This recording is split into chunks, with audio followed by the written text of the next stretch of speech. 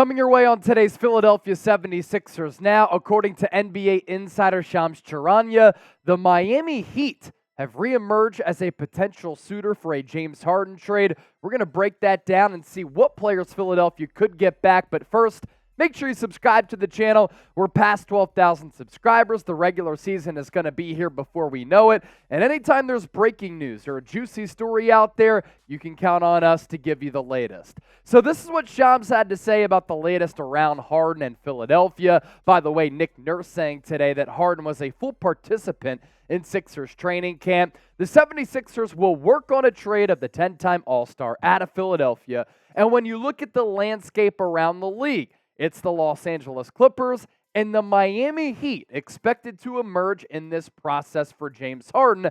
That's what I'm told.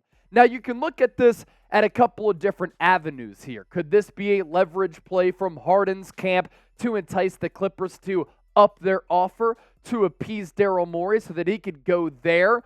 Or are the Miami Heat, after losing out on Damian Lillard, actually interested in Harden because they could use another scorer, another facilitator, and if they get rid of a player like Kyle Lowry, clears up some money for a better player in Harden who probably suits that team a little bit better. Now, obviously, with this, there's so much to talk about and unpack. We're only getting started here on the show, but this is today's poll question. We want to hear from you down in the comment section here. Would you trade James Harden to the Heat?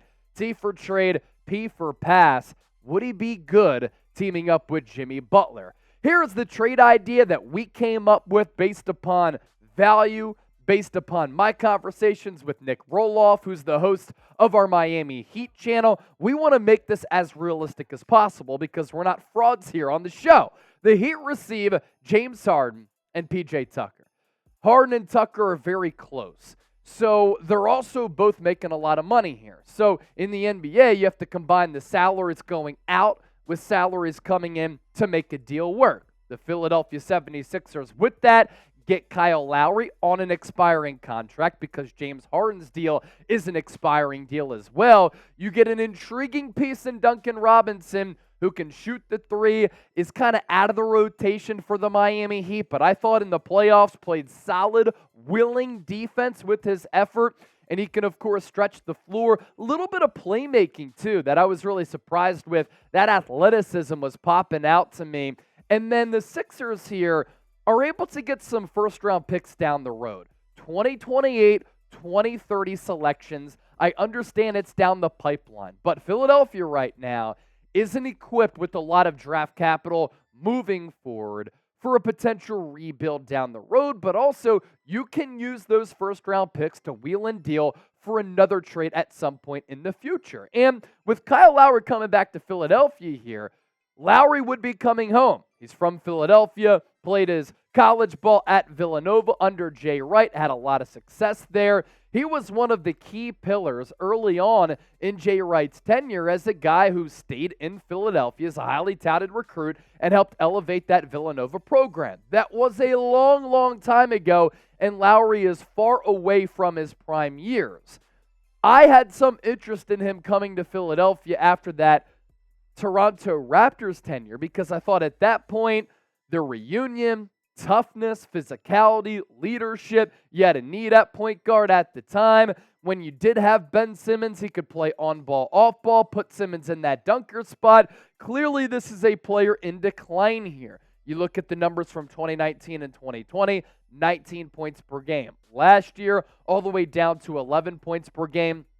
The three-point numbers, not awful. Field goal percentage has also diminished a little bit. He is a very heady player, though, and does have a bunch of playoff experience. And while he wasn't great in the regular season for Miami, in the playoffs he came alive. Couple of games in which he played really, really well, and I thought he had a couple of really solid moments in the Eastern Conference Finals, in the NBA Finals against the Denver Nuggets. The playoff tallies as such, 9 points per game, just shy of 43% from the field, 37.5% from three-point range. That works. And you think about a potential tandem with him and Tyrese Maxey. He could start. He could come in off the bench. There are a couple of different options you can move forward with if you're Nick Nurse, who starts with Maxey. You could go Lowry. You could go D'Anthony Melton. Patrick Beverley could get some run there. Maybe Jaden Springer.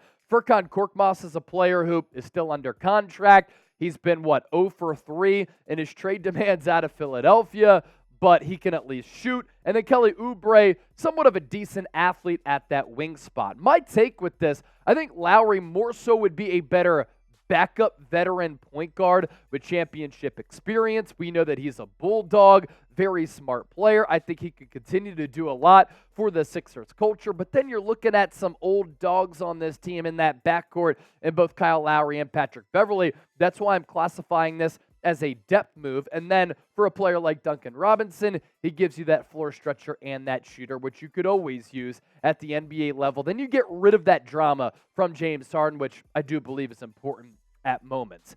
BetUS is our sportsbook partner. If you want to bet on the Sixers, NBA, Major League Baseball playoffs, Philadelphia Phillies, Eagles games, make sure you do it with BetUS. Offering a 125% deposit bonus at chatsports.com/bet. Promo code CHAT125. You look at the NBA MVP odds. Can Joel Embiid run it back for the second consecutive year? 6-1 odds right now behind Giannis and Nikola Jokic. We talked about Duncan Robinson. Let's segue there. Regular season splits, playoff splits. You take a look at the numbers on your screen here. More minutes in the playoffs, and because of that, points per game production went up. Field goal numbers went up dramatically. If you get the Duncan Robinson from the playoffs in the regular season, where he's giving you 47.5% from the field, 44% from three-point range, had to bail out the Heat a lot in a couple of big playoff moments, that's great for Philadelphia. This is still a young player who is capable, and again, while he isn't the twitchiest athlete, I did not hate his effort on the defensive end of the floor. The 76ers three-point shooting, regular season, postseason splits. In the regular season, 12.5 three-point makes. That was 12th in the NBA.